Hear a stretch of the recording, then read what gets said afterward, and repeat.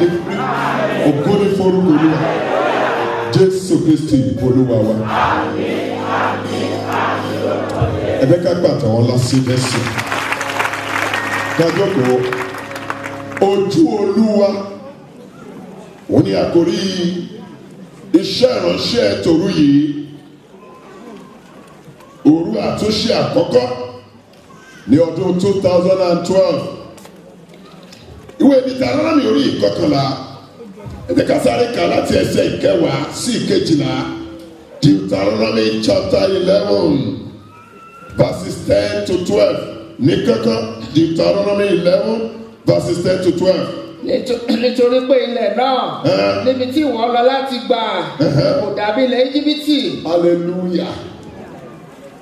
Ọdún yìí ò dàbí èṣìṣì. Ọdún yìí ò dàbí ọdún tó ti lò kọjá. Torí pé ọdún tọ́lọ́run ti ṣètò láti ṣe ọ́ lógo lọ́dún yìí. Ẹ kà síwájú. Níbi tí ẹ̀yin ti jáde wá, níbi tí ìwọ gbin irúgbìn rẹ, tí ìwọ sì fi ẹsẹ̀ rẹ bomi rin. Wọ́n fi ẹsẹ̀ rẹ bomi rin. Bí ọgbà ewébẹ̀. Bọ́ ilẹ̀ náà, níbi tí ẹ̀yin lọ láti gbà, ilẹ̀ òkè àti àfonífojì ni, tí ó sì mú omi òjò ọ̀run. Ó mú omi òjò ọ̀run. Òótọ́ lọ́run sọ ni pé ọdún yìí gbọ́dọ̀ dá yàtọ̀. Gbogbo làálàá tó ń ṣe látẹ̀yìnwá nípasẹ̀ orí ọ̀fẹ́ Ọlọ́run nínú ọdún yìí lórúkọ Jésù kó máa dópin. Ṣàmì dáadáa. Ó yí Ọlọ́run ìdí tó ṣe pé ọdún yìí ní ọdún orí ọ̀fẹ́ púpọ̀ fún wa. Kì í ṣe ọdún làálàá,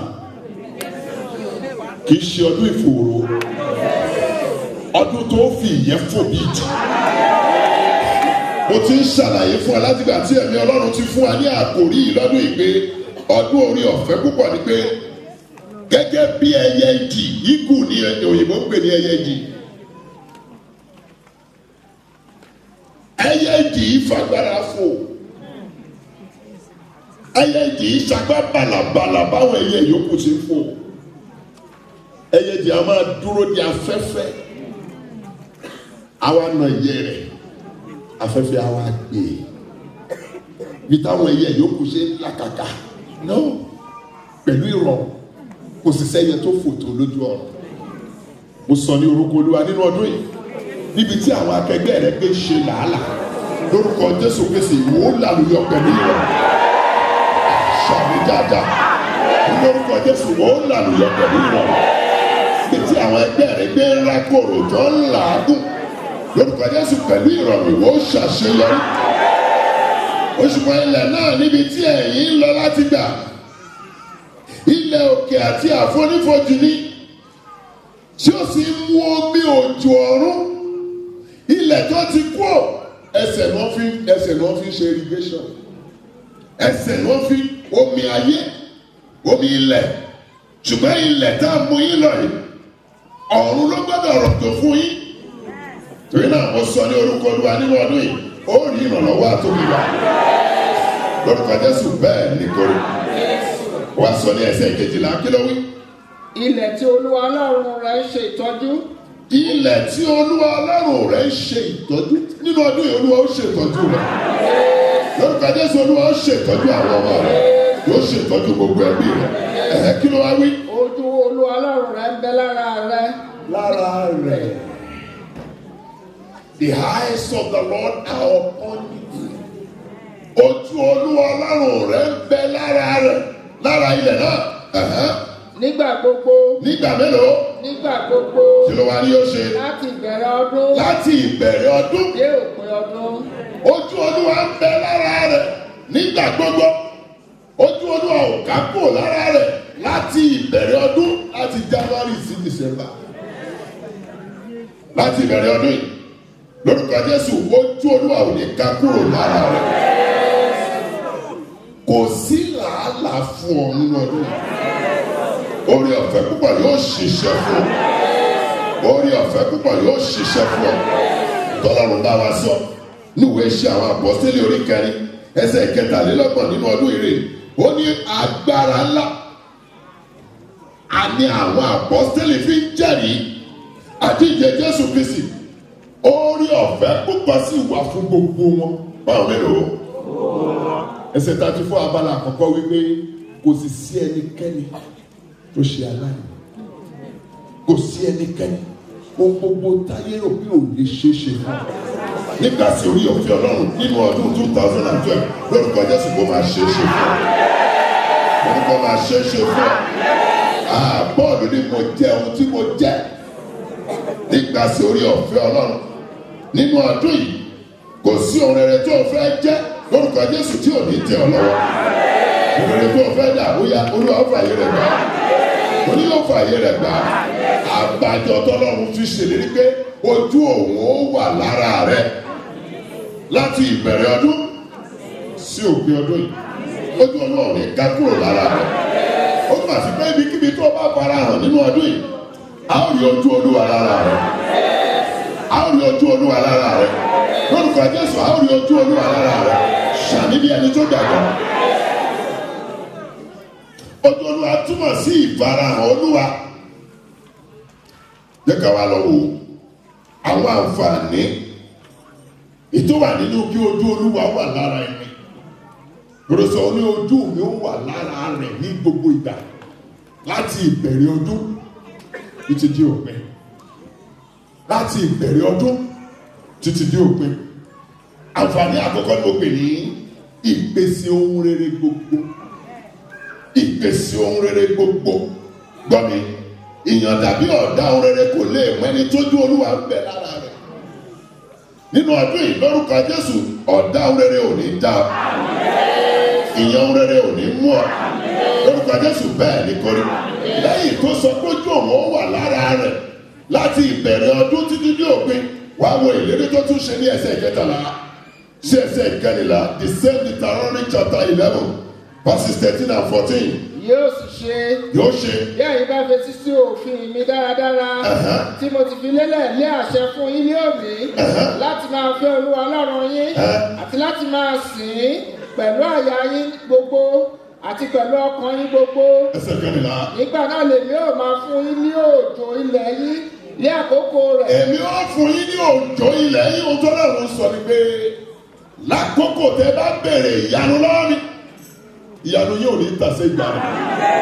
Nínú ọdún yìí, ìyanu rẹ̀ ò ní tàsé ìgbà rẹ̀. Èmi ó fún yín ní òjò yín ní àkókò rẹ̀. Òjò àkọ́rọ̀ àti òjò àrọ̀kúrò kí ìwọ kí ó lè máa kó ọkà rẹ àti ọtí wáìnì rẹ àti òróró rẹ sínú ilé. Hallelujah. Ìpèsè ohun rere gbogbo. Ìpèsè ohun rere gbogbo. Nínú ọdún yìí, ohun rere gbogbo ò ní wọ́n. Kò ní wọ́n nínú ayé rẹ. Láti January tí December, òjò ìyanu ò ní dá lórí ayé rẹ.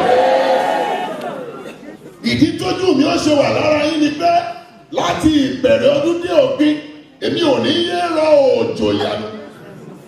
Jọ́nà òjò ìyanu ò ní dá lórí ayé rẹ. Múra sílẹ̀ fún ìkórè ńlá nínú ọdún yìí. Gbogbo tí mo sọ. Get ready for a great harvest this year. Torí pé òjò ìyanu ò ní dá lórí ayé rẹ. Torí pé wà ní ìpàdé yìí lónìí nínú oṣù kejì títí ní oṣù kejì títí ní oṣù kejìlá lórúkọ Jésù òjò ìyanu ò ní dá. Lọ́wọ́ a sọ pé gbogbo ìgbà tá a bá ti wá fún òru àtúnṣe 12 ló wà nínú oṣù yìí. A ó máa béèrè ìyanu oṣù kọ̀ọ̀kan. Ìyanu oṣù kọ̀ọ̀kan. Múra fún tiẹ̀. Sọfẹ́ tó wà lẹ́gbẹ̀ẹ́ rẹ̀ pé múra láti bá mi jẹ́rìí nínú ìtì yìí. Torí ó ti dandan kó tó ti mìíràn. Hallelujah. Kí ni àǹfààní kejì tó wà nínú kí ojú Olúwa wà lára ẹni? Ààbò tó dájú. Kí ló gbé? Ewu tàbí ibi ò lè dé bá ẹnikẹ́ni tàbí ohunkóhun tí ojú Olúwa bá wà lára rẹ̀. Kì í ṣe wọ́n nìkan ààbò tó dójú wà lórí rẹ̀ lọ́dún yìí. Ohunkóhun tí ń ṣe tiẹ̀ ààbò tó dájú wà lórí rẹ̀. Bọ́ọ̀mù nínú ọdún yìí ò ní ṣòfò ẹ̀mí. Orúkọ Jésù ò ní ṣòfò dúkìá. Nítorí kí ni ojú Olúwa ò ní ṣí kúrò lára rẹ̀. Ṣàmì dáadáa. Hallelujah. Deuteronomy 22. Deuteronomy 32 ẹsẹ̀ ìkẹsàn-án sí ìkejìlá. Deuteronomy orí ìkejìléníọgbọ̀n ẹsẹ̀ ìkẹsàn-án sí ìkejìlá. Nítorí pé ìpín tí Olúwa lé àwọn ènìyàn rẹ̀. Ìpín tí Olúwa lé àwọn èèyàn rẹ̀. Jákọ́bù ní ìpín ìní rẹ̀. Oh my God. Jákọ́bù ní ìpín ìní rẹ̀. Orí ní ilẹ̀ àṣálẹ́. Orí ní. Kò sẹ́ni tó jó Olúwa ń sìn lọ tọkàn rẹ̀ kì í balẹ̀. Àwọn akọ́lá bí omi a ní ìpayà a ní ìjayà níbo ni yóò já sí. Ìwé tó kọ lé mi lọ́wọ́ yìí láti hospital níbo ni yóò já sí. Ìdílé ńlá wí yìí wọ́n ní ìfìlúlẹ̀ wọ́n dá 7 days níbo ni yóò já sí. Àìní ìfọkànbalẹ̀. Ẹ̀kan jẹ́rìí ó ní nígbà tí lẹ́tà dé òun àwọn oníbìlì tó gbé láì mọ̀ pé lẹ́tà ayọ̀ ń bẹ nínú bíìlì ẹlòmíì kò gbé kọ́ọ̀lù lé mọ́. House phone no, blocked number no, a ní pọ́lísì òun ni.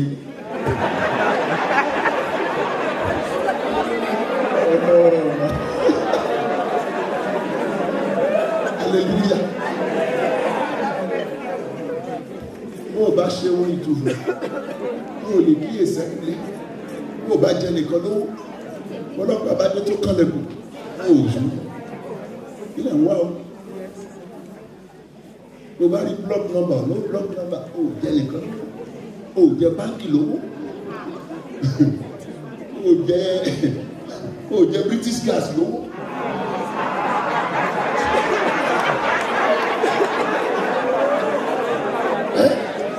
Ó jẹ T-Mobile lówó, ó jẹ Barclays lówó. Hallelujah. Ṣùgbọ́n àwọn kan bẹ tọkàn ọkàn wọn ò balẹ̀,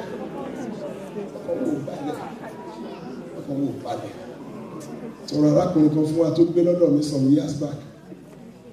Wọ́n tó mi ní ló ń fọ̀ níwájú ìta. Nìkan ló ń kọjá lọ ní reflective jacket. Ó sáré lé mi. Pásítọ̀ kí ló dún dé arákùnrin mi? Ó ti rí fìrìfìrì. Àwọn arábí ti gbé lọ Nàìjíríà. Ọ̀sẹ̀ kejì mo sún rí ó tún dé. Àwọn ẹgbẹ́ olóṣè ni. Ẹ tó ti rí ìjà wọn rí. Anybody tó bá kọjá náà ló fara jọ. Ṣùgbọ́n ojú Olúwa ṣí sí lára ní ọdún kan ó wá wí ní American visa country. I saw him in Atlanta the other day. Onígbò wa ní ra ní pásítọ̀ aṣẹ̀ṣẹ̀ dé òyìnbó ni. Ìyàwó ẹ̀ ń bọ̀ Heathrow airport wọ́n ti dá ìyàwó padà wọ́n ló lóyún. Ọmọ tó òdì ó bí sí London, ọmọ ti jẹ́ American citizen. Ìfọkànbalẹ̀ nínú ọdún ìgbójú lọ ṣì sí ọ̀la. Ọkàn rẹ̀ ó sì balẹ̀. Ní gbogbo ọ̀nà ó ní ìsinmi. Òbí kan lábẹ́ omi lórí ọmọ rẹ̀ ọkùnrin. Lórúkọ Jésù nínú ọdún ó ní ìsinmi. Lórí ọmọ rẹ̀ obìnrin ó ní ìsinmi. Lórí ètò ìṣúná rẹ̀ ó ní ìsinmi. Lórí ọ̀rọ̀ rẹ̀ ìgbẹ́lu ó ní ìsinmi. Lórí ètò àlàáfíà medical report rẹ̀ ó ní ìsinmi. Nítorí ìdílé nínú ọdún ìlọ́rùkọ Jésù ojú ọjọ́ òṣìṣẹ́ rẹ̀. Ṣàmì dáadáa. Ṣàmì bí ẹni tó gbàgbọ́. Lọ́run ní kí n sọ fún ọ láti òní lọ kò sí ìgbáyà fún ọ. Kò sí ìjayà fún ọ. Isaiah 41 ẹsẹ̀ ìkẹwàá sí ìkẹtàlá ìwé Àìsáyà orí kọkànlélógójì ẹsẹ̀ ìkẹwàá sí ìkẹtàlá gbọ́ ìlérí Ọlọ́run sí ọ bẹ̀rẹ̀ láti orí lọ. Ìwọ má bẹ̀rù. Má bẹ̀rù. Nítorí mo wà pẹ̀lú rẹ. Má fòyà. Nítorí èmi ni Ọlọ́run rẹ. Èmi ò fún ọ ní okun. Nítòótọ́ èmi ò rọ̀ ọ́ lọ́wọ́. Orúkọ ó ṣàmì. Yes. ní tòótọ́ èmi ò fi ọwọ́ ọ̀tún òdodo mi gbé ọ sókè kíyèsí gbogbo àwọn tó bínú sí ọ ní ojú ó tì wọ́n ó sì dààmú wọ́n ó dàbí asán àwọn tí ó bá ọjà yóò ṣègbè ìwọ ò wá wọn ìwọ kì yóò sì rí wọn ní àwọn tí ó bá ọjà àwọn tí ó ń bá ọjà mú yóò dàbí asán àti bí ohun tí kò sí. Ẹsẹ̀ kẹtàlá. Nítorí èmi Olúwa Ọlọ́run rẹ yóò di ọwọ́ ọ̀tún rẹ mú èmi ò wí fún ọ pé má bẹ̀rù èmi ò ràn ọ́ lọ́wọ́. Kí hallelujah lámẹ́ta tó sọ̀rọ̀.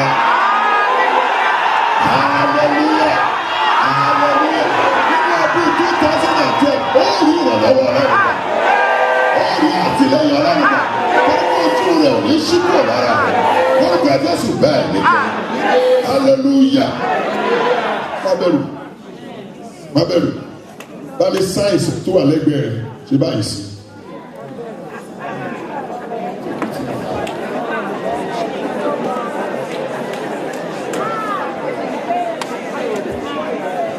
ó mọ̀ ní ọdún orí ọ̀fẹ́ púpọ̀ lára ogun tó rè kúwọ̀ ló dájà àwọn ogun òwò bọ̀jà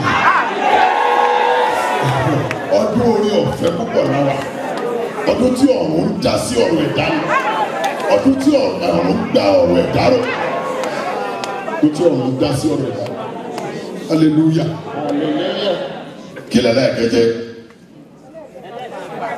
kíkẹfà ni ok oore ọ̀fẹ́ àti ojú rere ń bẹ lójú Olúwa ibi tí Olúwa bá ṣí sí oore ọ̀fẹ́ àti ojú rere ìwọ̀n níbẹ̀ oore ọ̀fẹ́ àti ojú rere ó ń bẹ lójú Olúwa ẹni tí Olúwa tí ojú rẹ̀ bá ń bẹ lára rẹ̀ kì í ráwọn oore ọ̀fẹ́ múra fún oore ọ̀fẹ́ Ọlọ́run lọ́dún múra Mósè béèrè lọ́wọ́ Ọlọ́run gbọ́ ìbéèrè Mósè nínú ìwé Exodus orí kẹtàlélọ́gbọ̀n tá a kà lẹ́ẹ̀kan Exodus chapter 33 ẹ bá mi ka ẹsẹ̀ ìkẹrìndínlógún àti ìkẹtàdínlógún a fẹ́ múra lọ gbàdúrà Exodus 33 verses 16 and 17 kí ló wí. Nípa ìwọlé a ó fi mọ̀ níhìn pé èmi rí oore ọ̀fẹ́ ní ojú rẹ. Èmi rí oore ọ̀fẹ́ kí ni àmì tẹ́mi ó fi mọ̀ pé mo rí oore ọ̀fẹ́ lójú rẹ̀ ó túmọ̀ sí pé oore ọ̀fẹ́ ń bẹ lójú Olúwa oore ọ̀fẹ́ ń bẹ lójú ẹni tí ojú Olúwa bá ṣí sí oore ọ̀fẹ́ yìí wọ́n lára wọn tí ó mọ̀ tó mọ oore ọ̀fẹ́ oore tí yìí ò lẹ́kọ̀ọ́ sí oore tá a rí gbà lọ́fẹ̀ẹ́ ojú Olúwa ṣí sí Màríà òwúrẹ́à àwọn áńgẹ́lì sí láti ọ̀run áńgẹ́lì wa kí Màríà tí ò jẹ́mọ́ kankan lẹ́wọ̀ Màríà ìwọ ẹni tí a kọjú sí hallelujah àrùn mi látọ̀run torí pé a kọjú sí ọ ṣe ọ lóore ni nínú ọdún 2012 bẹ̀rẹ̀ láti òní lọ títí ọdún yìí ó fi parí ó jìfọ̀ orí ọ̀fẹ́ Ọlọ́run Olúwa ó kọjú sí ọ yóò ṣe ọ lóore lórúkọ Jésù bẹ́ẹ̀ nítorí Mósè ń béèrè nígbà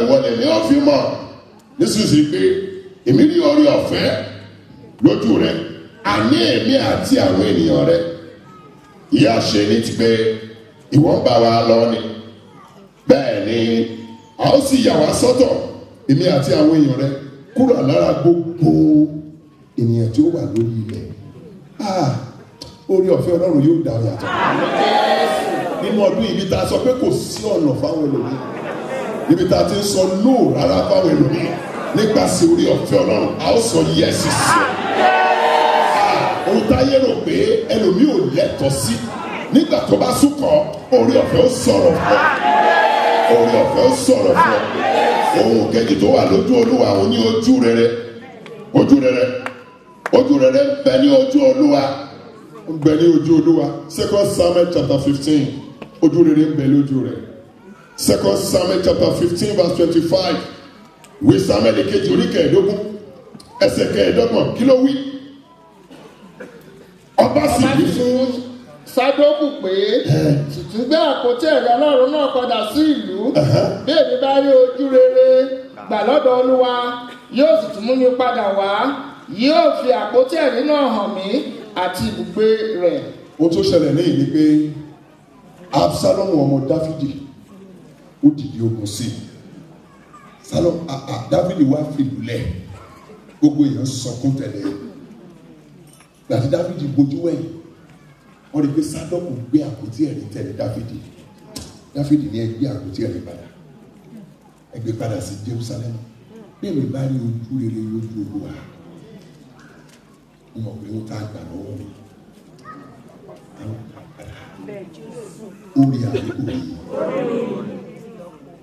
nípasẹ̀ ojú rere ìtẹ́ta àgbà lọ́wọ́ ẹ̀ á dá padà orí ojú rere ní ojú Olúwa kí ni rere tá àgbà lọ́wọ́ rẹ̀ kí lóhun tó sọnù kí lóhun táyé fi dùn ọ́ kí lẹ́tọ́ tó yẹ kó tẹ̀ ọ́ lọ́wọ́ tọ́ni pé kò yẹ o qualify nípasẹ̀ ojú rere Ọlọ́run tí o ti inú ojú rẹ̀ jáde sí ọ ire náà kó máa tẹ̀ ọ́ lọ́wọ́ ire náà kó máa tẹ̀ ọ́ lọ́wọ́ padà.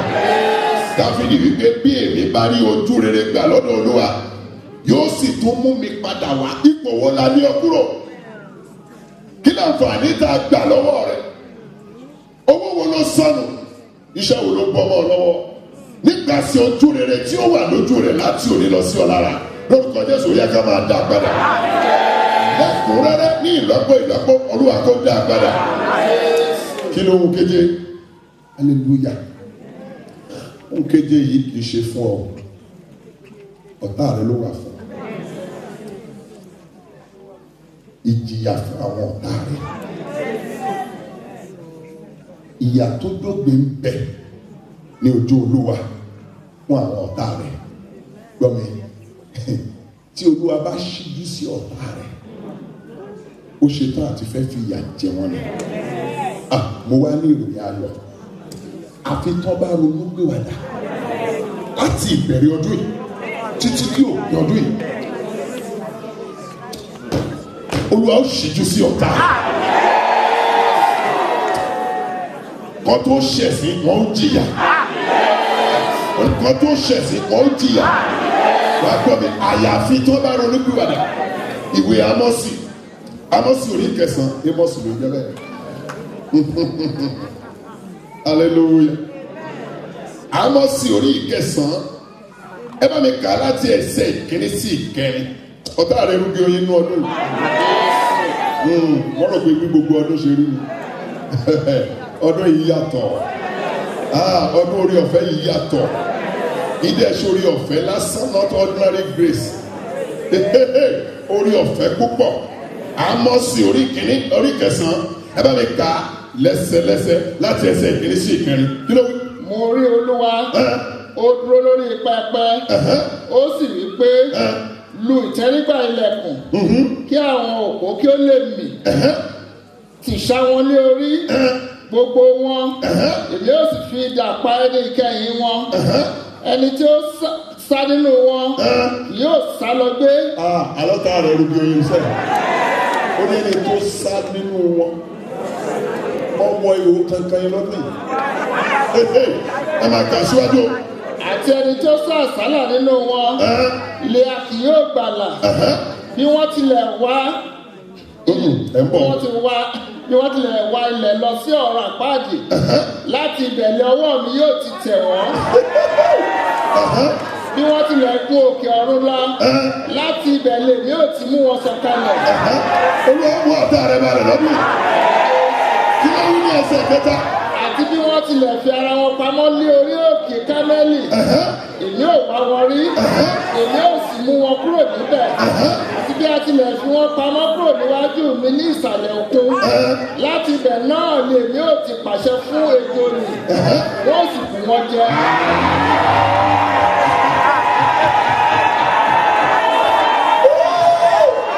gbogbo àwọn màdìmọ̀tà tó jẹ́ ní ìrànlọ́gbọ̀n lábẹ́ ọ̀run ẹ̀jọ̀ ọ̀run kan máa kù wá jẹ́.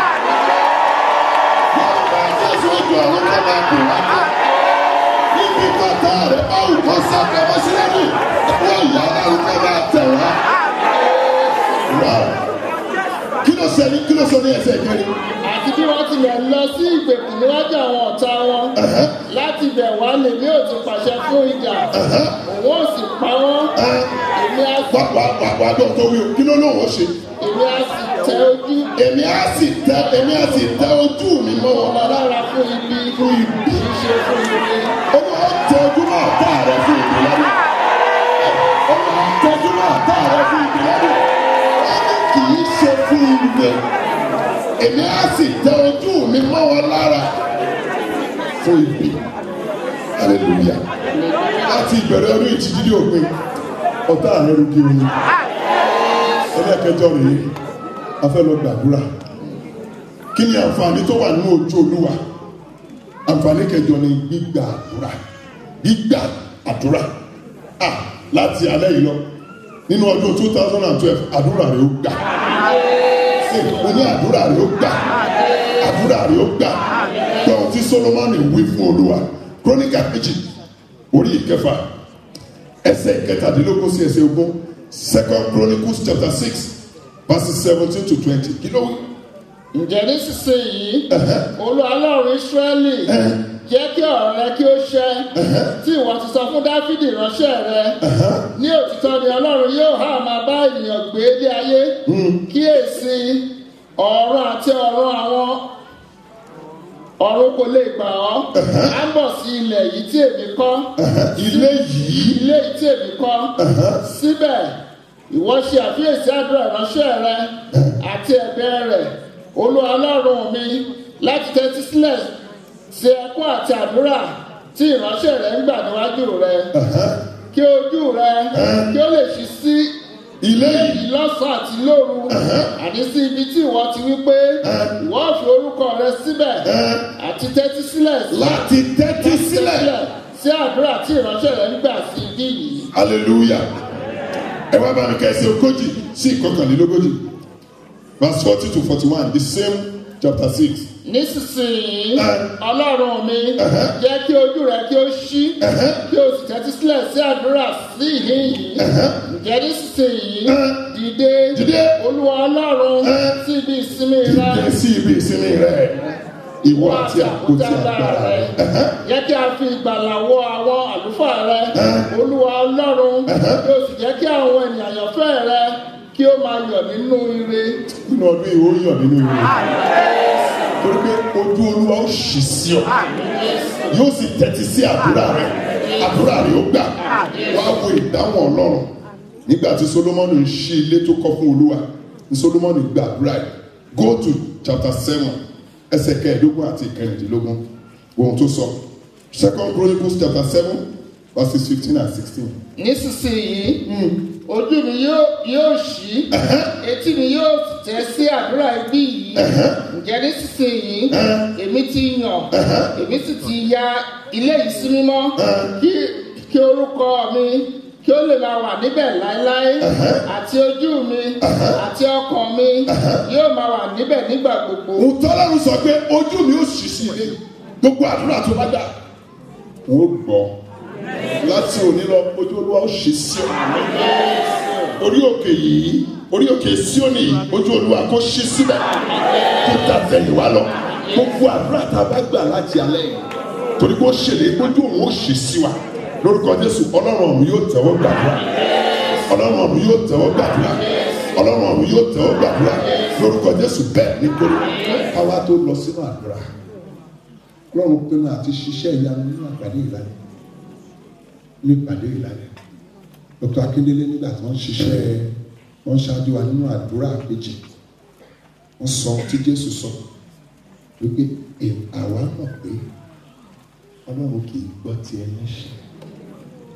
Jọ̀ọ́, èyí tó fi dún ọdún yìí ọdún nínú ẹ̀ṣẹ̀ tó bẹ̀rẹ̀. Jẹ́wọ́ Jésù gẹ́gẹ́ bí Olúwa tó lùgbàlà. Fàyè rẹ fún Jésù. Bí ayé rẹ fún Jésù. Fàyè rẹ fún Jésù. Èèyàn mélòó wà ní ìlànà yìí? Hallelujah. Tí o ti fàyè fún Jésù. Àwọn tó ń record, let them pause. Tí o ti fàyè rẹ. Gbogbo àdúrà tí wọ́n gbà nínú ọdún yìí, fàá ló dá mi lọ.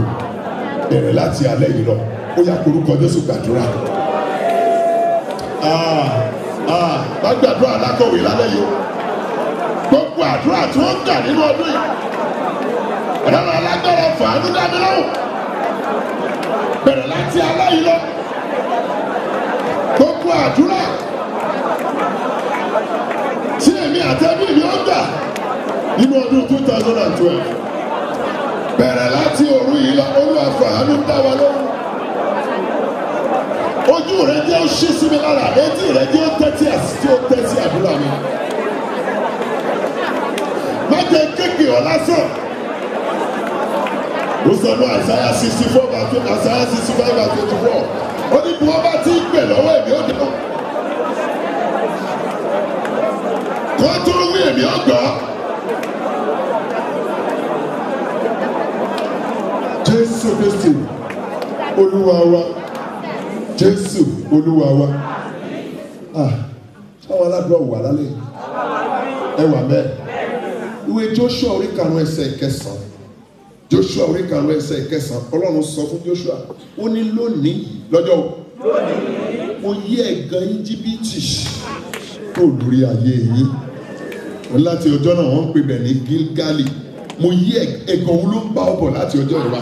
Sọ fún Ọlọ́run wípé gbogbo ẹ̀gàn tó rágbálá bá mi wọnú ọdún tuntun yìí. Olúwa yí wọn kúrò lónìí pẹ̀lú agbára rẹ̀. Ó yẹ orúkọ Jésù gbàdúrà.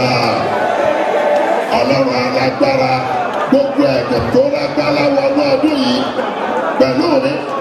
Gbogbo ẹ̀gàn ó yẹ tó rágbálá wọnú ọdún tuntun yìí pẹ̀lú aya mi pẹ̀lú àwọn ọmọ mi. Olúwa yí wọn dànù lónìí. Yí wọn dànù. Yí wọn dànù. Yí wọn dànù. Yí wọn dànù Olúwa. Yí wọn dànù. Gbogbo ẹ̀gàn tó rágbálá wọnú ayé mi. Jésù Olúwa. Gbogbo ẹ̀gàn tó rágbálá bá aya mi bá àwọn ọmọ mi wọnú ọdún 2012. Olúwa yí wọn dànù lónìí. Jésù Kristi Olúwa wa. Jésù Olúwa wa. Sọ fún Ọlọ́run gbogbo ègún máa ṣe rere lójú ọjọ́ tó bá mi wà ní ọdún 2012. Olúwa fẹ̀jẹ̀ rẹ bà wọ́n jẹ́ lónìí orúkọ Jésù gbàdúrà. Ọlọ́run alágbára gbogbo ègún máa ṣe rere lójú ọjọ́ tó bá mi wà ní ọdún 2012. Fẹ̀jẹ̀ rẹ bà wọ́n jẹ́ lónìí. Fẹ̀jẹ̀ rẹ bà wọ́n jẹ́. Gbogbo ègún máa ṣe rere lójú ọjọ́ tó bá aya mi tó bá àwọn ọmọ mi wọnú ọdún 2012. Tó bá àwọn àbúrò àwọn ẹgbẹ́ àwọn òbí mi wọnú 2012. Olúwa yí wọn dànù. Fẹ̀jẹ̀ rẹ bà wọ́n jẹ́ lónìí.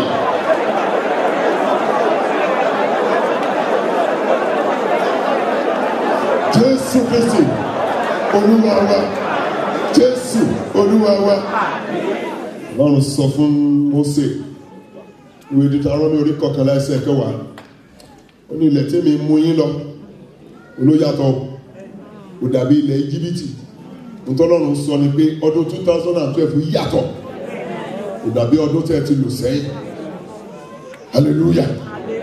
Ó gbàdúrà Olúwa mú kí ọdún 2012 dá yàtọ̀ sí rere fún èmi àti ẹbí mi. Ó yá orúkọ Jésù gbàdúrà.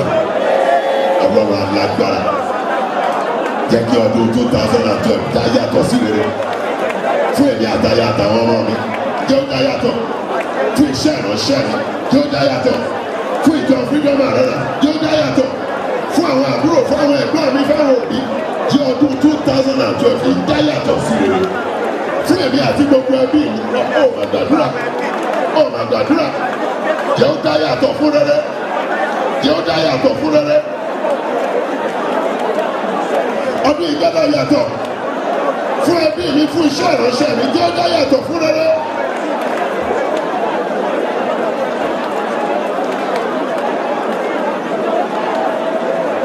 Jésù Kristi Olúwa wa. Jésù Olúwa wa. Wí àṣẹ àwọn apọ́sítélì orí 4 ẹsẹ̀ 23. Ní agbára ńlá ní àwọn apọ́sítélì fi jẹ́rìí àjíǹde Jésù Kristi. Oore ọ̀fẹ́ púpọ̀ sì wà fún gbogbo wọn. Sọ fún Ọlọ́run Olúwa fi oore ọ̀fẹ́ púpọ̀ tà mí lọ.